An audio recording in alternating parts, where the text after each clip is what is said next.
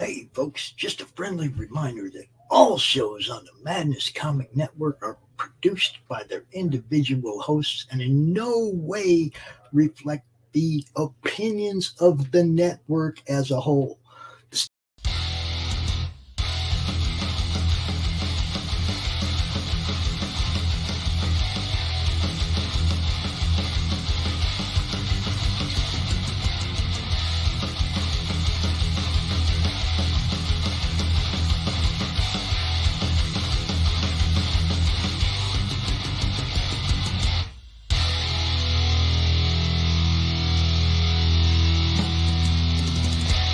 Flip City Magazine is just really pulling out all the stops, man. Your guys' production value of this magazine has gone insane. I mean, look at that. I mean, I remember when you guys, it was black and white. Even when it was black and white, I thought your quality was great. But damn, they have just, I mean, they just really stepping it up a notch. Look at this. James Corbett, boys. James Corbett. Genuinely cutting. But also funny, and obviously just chaotic and very fun. I love Flip City. It has brought new types of badassery and integrity to the print medium.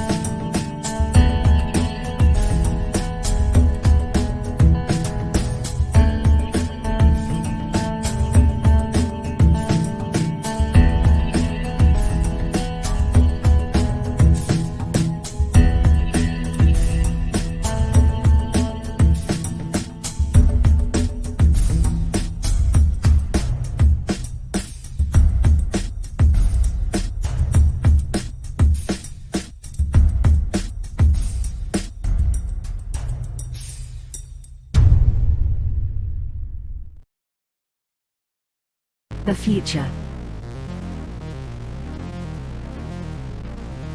The final frontier.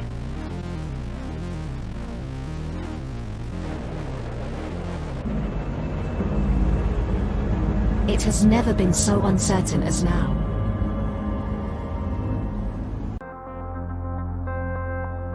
AI, VR, haptic wear, nanotechnology, mass destruction with a remote click.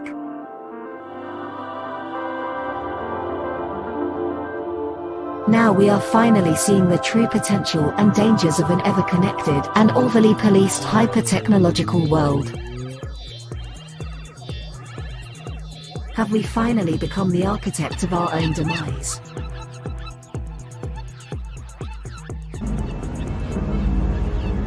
Is there still hope?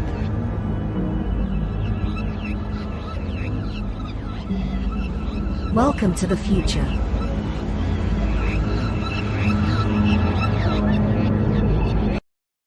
Welcome to Punk Droid.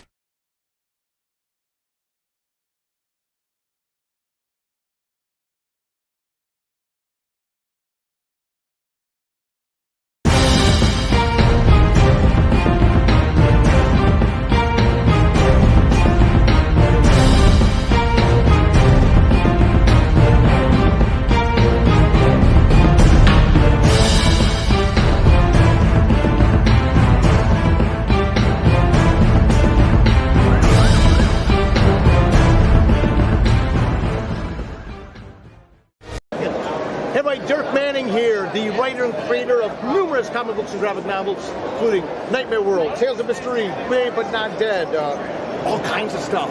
And I am super excited for you because you are getting to watch right now, right this moment, out of all the things we're going to be doing, you're getting to enjoy and revel in the Madness Comic Network. And that is awesome. Thank you for being here. It's me, Wayne Clingman, Mr. Big. Hope everybody has a great day. Before we get into the film, we were talking about with this film, Dallin Dr. Maru. Excuse me, I won't pronounce this. I'm just going to call it Dallin. Is I want to plug the book that's also been linked here. Dark Minds, Bloody Hands. It's the book I wrote about serial killers. If you want to read a fast-paced book on some unusual, little-known serial killers, there you go. It's one that it's in Kindle. I think it's $5 or so. It's a cheap, inexpensive book. I won't call it cheap. And it's inexpensive. It's a fast read. It's interesting. Talks about serial killers. And boy, there's ever a lot of them. And I hope to expand this book, talk about a couple of very more unusual serial killers in North America. Yeah. Let's get into the movie first and talk about the Allen. Basically, I'm going to assume that you guys have seen this movie. There's been a couple more versions made going back to the 30s. This is Allen Lost Souls. One that Dr. Maru was done in the 70s. And the most recent one was done in 96 with Marlon Brando and Val Kilmer, which we'll get to after we talk about the movie itself, or the book itself. Anyway, in the book, The Island, of Dr. Moreau, talks about an Englishman who's, I know it makes weird noises, who's washed ashore, shipwrecked. He's put on a ship. He's dropped off on an island run by this renegade scientist, the doctor. The doctor has been kicked out of England because he was caught doing horrific experiments. A doctor, scientist, a world-famous scientist, was caught doing horrific experiments. Where have we seen this before? He's forced to move England, to leave England. We go to this island, where he continues his experiments with the help of a, depending on the movie version that you saw, he's either a renegade hunter or another doctor as well, right? In the 96 version, he's also a doctor who's helping the main doctor conduct these experiments. What they're doing in these experiments is they're turning animals into people. Taking animals, they have a cheetah, there's a couple of the hyena, a bull, I think, and a couple others, who they turn into people, or start that process. There's even an animal, the panther, who they turn into a female. Yeah, doesn't end well for anybody, other than the guy who's shipwrecked. He gets away. Everybody else dies. People die. The animals go back to being animals. The doctor, the main doctor, dies. Heart attack or whatever. Depends on the movie that you see. The early one, he dies in some kind of injury. The later ones, he dies of natural causes. Doesn't come to no surprise because, especially in the one in 96 with Marlon Brando is doing this film, one of the last films he did in his life. He's very, very overweight. He's very much horribly depressed because his daughter's suicide. The same daughter who killed the man. Yeah. Quite the family. Marlon Brando was. Val Kilmer plays the hunter, helper, veterinarian helper. And this fighting on set, there's been more time fighting on set than you make in the movie. It was really interesting when you see the movie. It's really, really interesting to see the 96 one because this isn't quite right. Well, it's not quite right because it's not being filmed correctly. The first structure is fired. They bring in another director. The script is rewritten 1,014 times. It's crazy. It's like The Island is crazy with the animals trying to be people. The animals are being told they're people. They're being trained to be people. There's long litanies of laws they should follow. And these laws are repeated. Right? Repeated. The animals, it's like with people, you get told what the law is, does it mean they have to follow it? Does it? Same thing we see with one of the things that's repeatedly when you watch any of these films. is the idea that we can train animals to be people. It doesn't really work out well because you can't train something to be what they're not. You can't. Don't care what you. I don't care if you're training a leopard to be a person, or a man to be a woman, or a boy to be a girl. I don't think it can be done. I mean, it can do anything surgically, as we know. One of the interesting things about this movie is they're surgically changing and doing experimental drugs, changing these animals into people. Again, it doesn't end up well. The point of the movie, repeatedly, really well made, is you can't change something into something they're not supposed to be. It doesn't work well. But yet, in today's society, this goes back to a long time, probably before the dawn of time, we want to change people into things they're not, right? Now, mind you, medical science is great. It's all kinds of incredible things. I'm probably alive because of medical advancements in cancer treatment, right? That's the difference between a cancer treatment, a treatment for herpes, or treatment for AIDS, or whatever disease, tuberculosis, cholera, I can't pronounce anything today. All kinds of diseases back in the day that killed millions of people, and surgically changing a leopard into a person. And the movie just makes this very, very well, makes this point really well. Do we listen to these movies? Do we listen to the cautionary tales that films? This was first before it was a movie, it was a book written by H.G. Wells. And H.G. Wells wrote the book in the late 1800s, when the world was changing with advancements of technology faster than you could blink. The world went from an age of water power, steam power, to electric power. The world went from a place where having things that where things were delivered by horse and buggy to automobiles, when long transatlantic journeys could be repeatedly made, and be made safely. Where trains went to something that was a weird thing that maybe was used for running coal mines or transferring coal from place to place, to running freight lines where you could ship food from, let's say, Texas to Chicago and get it to grocery shelves in time to consume it. Where bananas could be picked in Honduras and transported to American markets in, say, New York City at a price that people would be able to afford. Okay, so again, this is technology. This is a film that talks about the uses of technology. So, at the time of this film was made, a banana can be picked in Honduras and be relied on to be picked, relied on to be transported in time, be able to be put on a shelf in New York City, a shelf in Miami, perhaps even a shelf in Chicago, at a time where a housewife or whoever might be able to go and buy it and consume it, right? Same thing as people don't think about the consequences of this technology. Something this film does a really good job, the book really does a really good job on. I was talking about consequences of technology. The poor guy, our shipwrecked Englishman, wants to hell get off this island. But as long as the doctors are alive, he can't. They won't go because he knows too much. They don't want to kill him necessarily, but they don't want him to leave. After Dr. Moreau dies, his helper, veterinarian, hunter, whatever he might be, depending on the version of movies that you're watching, the animals kill him.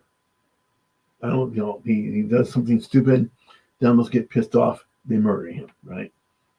The animals don't want, Lahina especially, doesn't want the other hero, the Englishman hero, to leave. He wants to kill him. That's the whole part of the whole movie, is how is the English book, especially in the book, is how the Englishman, is he going to get off the island? How is he going to get off the island, right? In the movie, the 96 version of the movie, he does get, in all the movies of the island, he gets away. He does. And then in the 96 version, the last scene of the film is the guy is back in London. He's quit his job. He's basically laying low. He's just trying to do something about the horrific memories he has of being on this island and processing the horrific things he's seen and been through. He's watching the news. And the news the news cycle is talking about, there's a couple wars that they're flashing scenes of, a couple huge fires that took flashing scenes of. It's comparing the animals they left trying to be humans trying to be humans. He's making a point of this. Wow, the humans may not have it right either. That's a good point.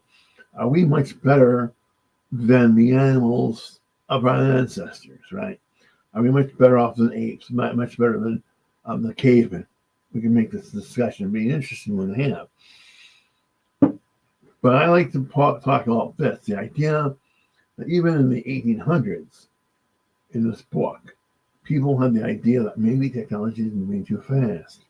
Maybe we need to think about the technology that we're developing and do we want to use it or not? A good point in the Doctor and all this movie. There's one with Michael York. Well, Michael York is, and again, the Doctor's when to leave, and before the Doctor dies, he turns Michael York into an animal, right? And the movie with Michael York, the one that was done in the 70s, he gets away with one of the creatures in Robo. And because he's away from the Doctor, away from his island, he's not being victimized by the drugs, not experimenting and doing surgeries on him anymore. He's able to time the drugs wearing off his system, become back to a person. Where the animal, well, he left what it was a person, goes back to being an animal. It's interesting ending sequence in that film too. I highly recommend the movie. I definitely highly recommend the book. I mean, it's a good, interesting read. It's food for thought. Now, what's interesting about the movie itself, especially 196 with Marlon Brando, is it fell apart. The movie fell apart during shooting. It fell apart even before it got done shooting. Before the script was even made, it started to fall apart.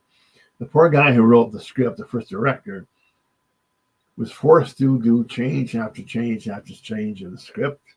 Marlon Brando was going through horrific personal problems because of his daughter's suicide, and the fact that his daughter went through a court trial for a murder before she committed suicide. The fact that it was coming out that perhaps Marlon Brando had more than one inappropriate relationship with a member of his family and members of the island that he owned back in the day. Yeah, he owned the island Tahiti. Yeah, that he wasn't particularly a nice guy. Yeah, in his life, he probably wasn't even a nice guy for years beforehand, but we don't talk about that then, do we? Because he was a famous movie star. Bill Kilner, who played the helper in the movie 96, had a problem with Marlon Brando. They had basically what I call a pissing contest. Velvet wouldn't leave his trailer, unless Marlon left his trailer. So they'd spend hours doing that. In the meantime, you had a cast and crew. Are we going to shoot? Are we not going to shoot? Well, we're not going to shoot us today. Let's get drunk. Let's get high. Let's have a party. To think that you're spending millions of dollars, which is spent millions of dollars in this movie, you spent on this film, and all basically the cast and crew are doing is having one gigantic orgy/drug fest. That's all they can do because they're thousands of miles from any part of civilization. Oh, let's throw in a hurricane. Yeah. And bad food and the limited water supply of good water, no problems on this set. So you place one director within the first week of shooting with another director, and then the other problems, none of these other problems have been fixed, right? The film becomes a huge nightmare. Cast and crew are bitched about it. There's a documentary made about the last Dr. Moreau film being made, all the horrific things that people went through because of it. Is very interesting. The lead female actress was the lead actress from the movie called The Coven. And her career went nowhere after this one, right? Nowhere. The Stanley, the first director, film career went nowhere after this movie, right? None. He would later on make the movie with Nicolas Cage, Color Out of Space. And then after that movie, by the way, I would recommend highly Color Out of Space. If you're a Lovecraft fan, you will love Color Out of Space with Nicolas Cage. You will love that film. There's no doubt of that in my mind. It's really well done. But after that film's made, Mr. Stanley is accused by a longtime girlfriend of being abusive. And that goes crazy. I mean, the poor guy Hopefully, if he was indeed abusive, he suffers a just punishment given to him by judge and jury. I don't think he's been charged. I don't know. Sullivan filed suit against her for defaming him. I don't know if that's made it through the court system or not. It was drafted. Don't know. That's how it was started. I have to find that out because Sullivan makes a very sympathetic character. The doctor isn't. I'm sorry. The Englishman makes a very sympathetic character, right? That's where it ends. I don't know what happened to Stanley and the film stuff. The situation with his assistant who's accused of doing bad things with. Don't know if that happened or not. I mean, she said it did. That's as far as it goes. New Line didn't do that. The people that made the Colorado Space have donated all further profits that they make from this film to guard women's shelters because they took that charge seriously. But again, it hasn't been adjudicated in the court of law yet, so we really don't know what happened. It's up to us to make our own decisions. Same thing with technology. It's up to us to make our own decisions on what technology, to a degree, we want to use and what technology we don't want to use. We need to ask the questions of, is this the technology that we want to do? Is this a technology that was designed to do this and let it be used for this? Do we have a right to do so? Well, the Doctor and all those movies, throughout time that were made, think, no, you have no control over what I do. I'm better than you are. I'm better than what society is. I'm a medical professional. You can trust me. I'm a medical professional. I know what's best, right? And because you won't let me perfectly treat these animals, you won't perfectly make this. If you won't let me make these physical changes, you're bad, you're evil. God, what does that remind you of? What does that remind you of? What does it remind you of when people have the ability to change A into B? I don't know. I don't know. It reminds me of the movie Frankenstein, of the book Frankenstein. Where most people think that in the book Frankenstein, in the movies of Frankenstein, the monster is the creature. After all, in the movie, he kills the little girl.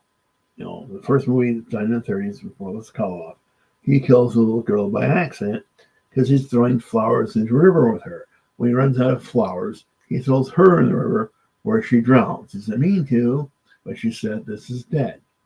But isn't the monster in the movie, isn't the monster in the book the Doctor who creates him? What right do we have as people to use technology to create horrific things, such as the creature of Frankenstein? What gives us the right to do that?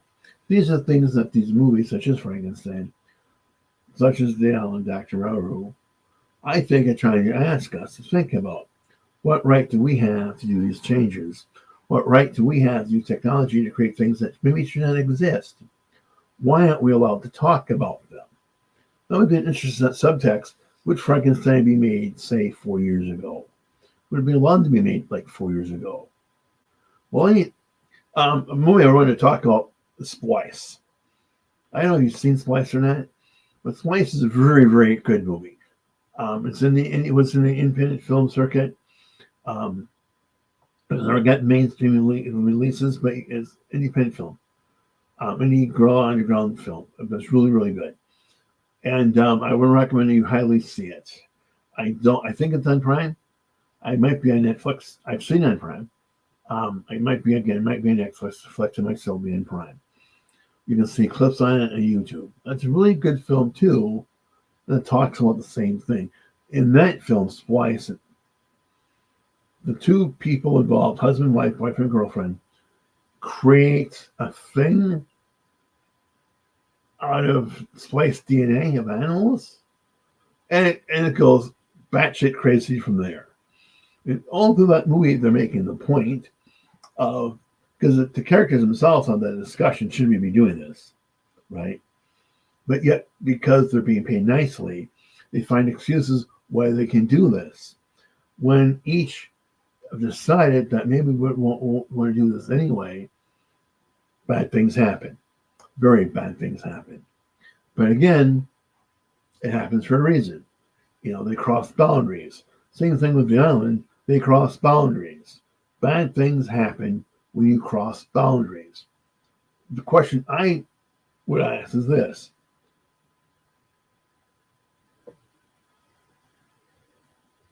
I'm sorry, I was reading a message that came up. The question I have is this. Have we crossed boundaries today? What boundaries have we crossed? Should those boundaries be in fact crossed, or can we bring that back? Can the genie be in fact be put back in the battle? I don't know. That's a question people have been asking in very serious ways since we dropped 2 atomic bombs in Japan in the war. If that technology can't be put back in the battle, what other technology can possibly be put back in the battle? Don't know. We live in a scary place when it comes to technology and the uses of it. I think we as people need to have this conversation. We as people to talk to our friends, talk to our family, talk to our elected representatives, and ask questions. Because that's our job as people who are paying for some of this science stuff going on to do. It's also our job as people to pay attention to what's going on so we can have these intelligent conversations. Don't simply believe it because it comes from the government or it comes from a professional that can be trusted. I don't know about you. I mean, it's my opinion, only my opinion. I don't think we can. I think we need to seriously ask questions to these people and take it from there. But I want to recommend you see The Island. It's a great film, especially the one in 1986. When you realize that most of the time that Marlon Brando is probably high, Bill Kellner is higher than a kite.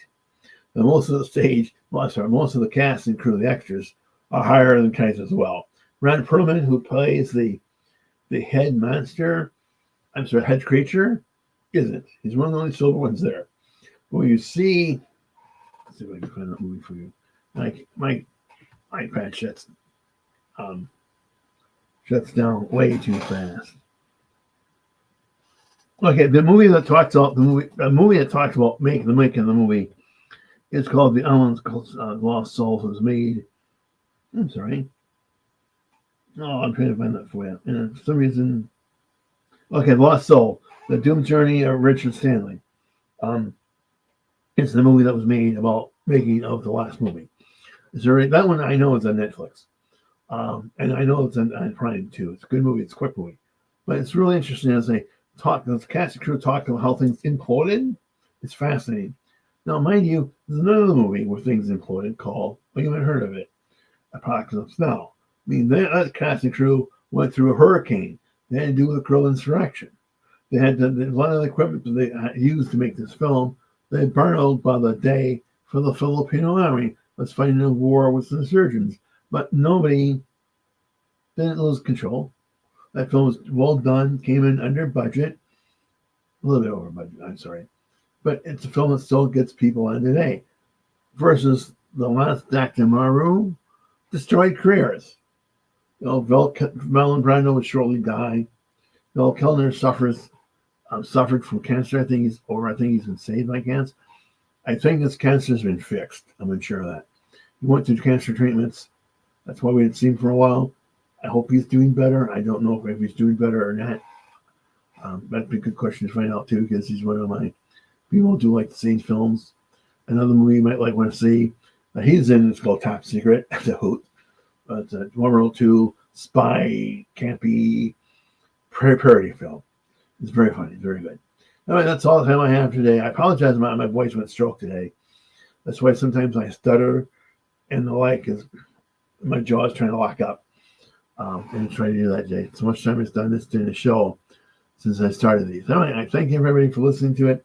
Please check out my book. I'd appreciate it. And with that, you guys have a great day. Remember, when you go to strange islands to work with strange veterinarians, don't go. Stay home. Bye.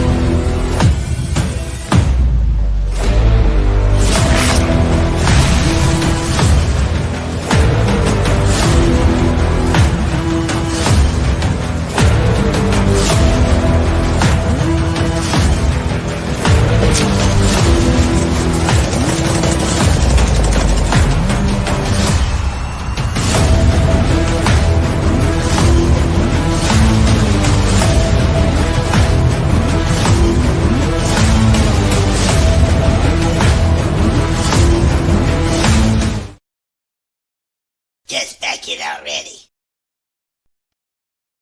Glamorized and embraced by Hollywood, feared in the underworld, Benjamin Bugsy Siegel was one of the most powerful men in America. He was also one of the most hated. The man who gave birth to Las Vegas was gunned down in the luxurious home of his glamorous lover. Almost 80 years later, his murder remains unsolved. Who killed Bugsy?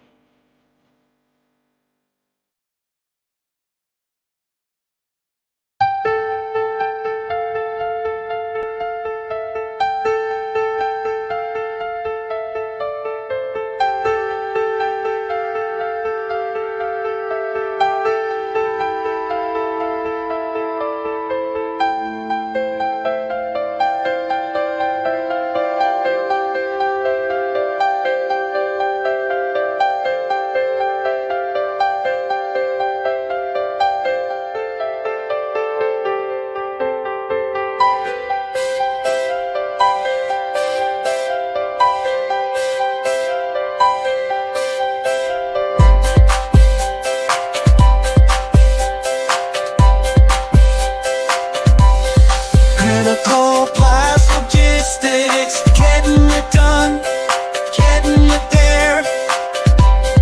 Critical path logistics, getting it done, getting it there.